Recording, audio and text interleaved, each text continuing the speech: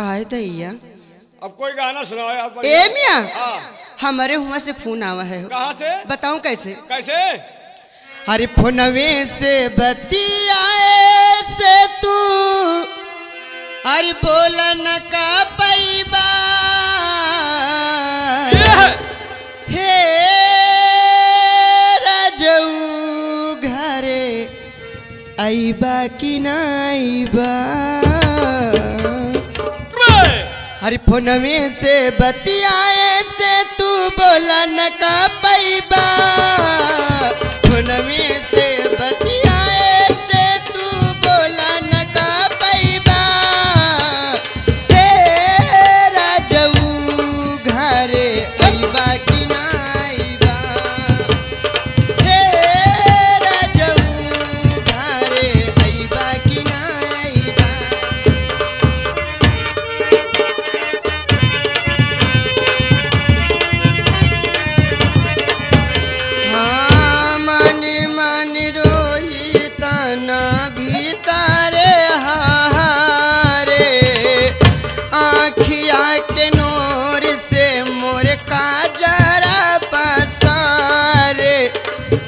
पानी के मछली के तू कबूले तड़पैबा।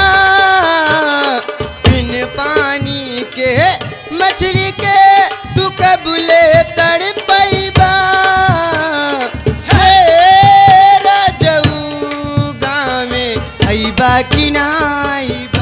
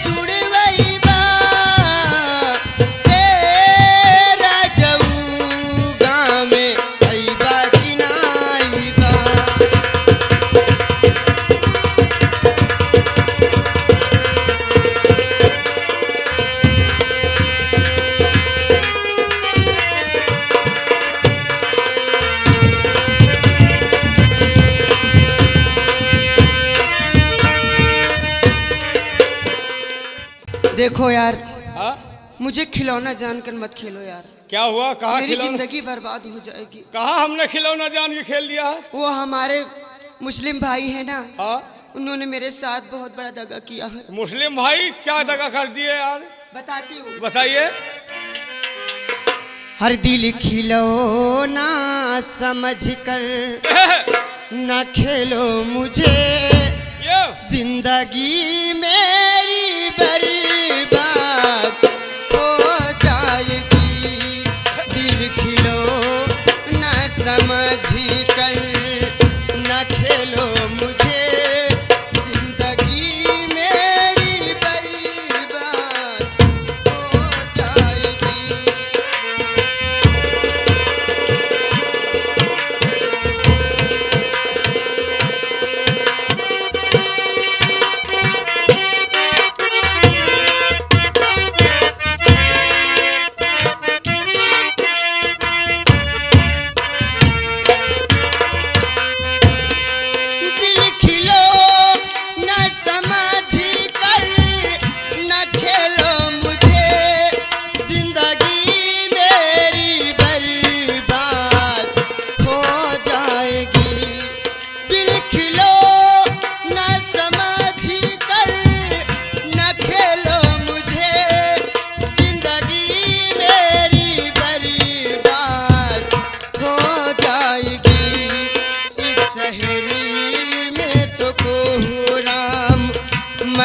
जाएगा इस शहर में तो कोहराम मची जाएगा।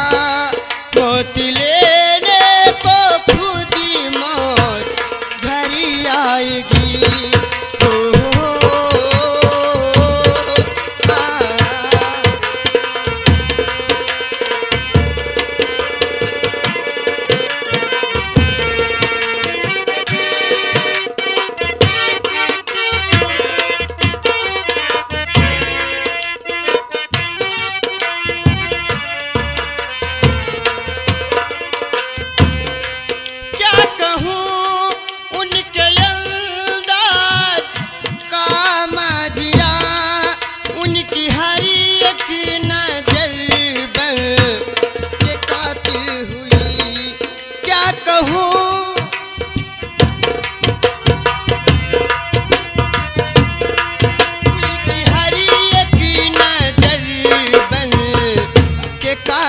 हुई जुल्फ बिखरी तो काली घटाएं गिरी।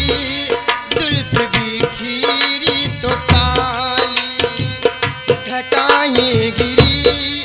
हंस के देखा तो बरसात होने लगी।